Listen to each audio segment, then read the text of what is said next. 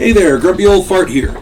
Due to YouTube's changing quote-unquote community standards, I created a channel called Grumpy Old Fart over on Rumble, a free speech alternative to YouTube. You can see all of my stuff over there, including my political and social commentary, as well as my current events videos.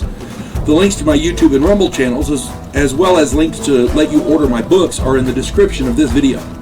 If you enjoy my content, please like, share, subscribe, and comment. I welcome your comments, even if you disagree with me.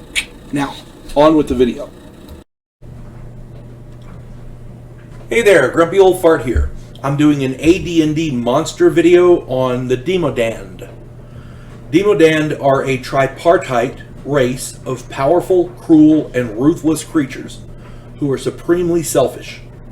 They inhabit the manifold plains of Tartarus and organize themselves into a feudal society of barons and commoners. As is common in the lower planes, the more powerful rule whatever and whomever they are powerful enough to rule. On the prime material plane, usually only one Demodand will be encountered because they are loath to leave Tartarus, the Abyss, or Hades. They must be forced to the prime material plane by some form of summoning. And they won't be happy about it. The three races of Demodand are as follows. The Shator, the ruling nobility, the barons as it were, of Tartarus. They are 15 hit die monsters with powerful innate abilities and terrible weapons to attack with. You can find them on page 34 of the Advanced Dungeons and Dragons Monster Manual 2. These guys are the rulers. They rule over everybody else, all the other Demodans. Then you have the Kelubar, the middle class of Tartarus. They are 13 hit die monsters with innate abilities, a little less fearsome than the Shator, but considerable nonetheless. Also, check out their defenses. They're quite formidable. They're also found on page 34 there. And lastly, we have the Farastu. These are the commoners of Tartarus. They are 11 hit die critters with very, very respectable innate abilities. They're found, I want to say, page 33. As a dungeon master, if you need a quality bad guy to act as a personal bodyguard for a major villain, or if you need a powerful guard to protect a notable MacGuffin, consider a Demodand. For a Shator to be employed in this manner would mean the villain or MacGuffin should be very, very important or exceedingly powerful, because the Shator won't like to do it, and he's intelligent enough to fight the orders. So putting a Shator in a situation like that, you know, it might be a bit counterproductive.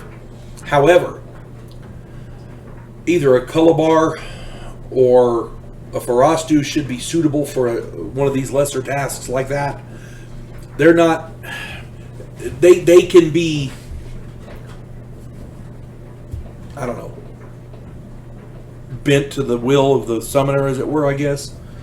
Especially if they have promises to be sent back home. That's the thing. Is I don't think these things can plane or travel, but you know, I suppose some of them could. But my contention here is that the Shator might be a bit overkill, and it would be difficult to get them to do that.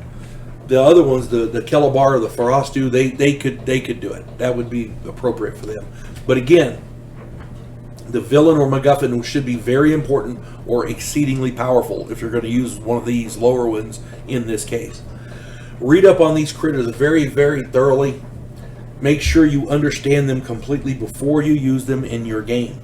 A party of 5 to 8 7th level characters should be able to handle either one of the two lesser Demodans, but nothing is guaranteed. Bad luck could see that particular group going the way of the dodo. If that group should encounter a Shator, they will need considerable good luck and a serious plan to prevail. They'll need to be exceedingly careful. And remember, if one of these is encountered on the prime material plane, it doesn't want to be there. Their intelligence is at least average, so a bribe or some form of quid pro quo may be very well, it may very well succeed. Demodans are extremely selfish, after all, so read up on them, and if they're right for your game, just be careful how you use them. they have to fit the plot and the world. So, and the bad guy has to be able to summon one. So keep that in mind. And again, the main thing is to have fun. So you folks have a good day now. God bless one and all. Clarissa Lowe, a historian from the future. Delmore Kane, a Civil War veteran turned outlaw. This oddball pairing faces a conspiracy of epic proportions spanning the centuries. If you like action and adventure westerns with a splash of science fiction and fantasy, check out my book series Drifters and their ongoing adventures.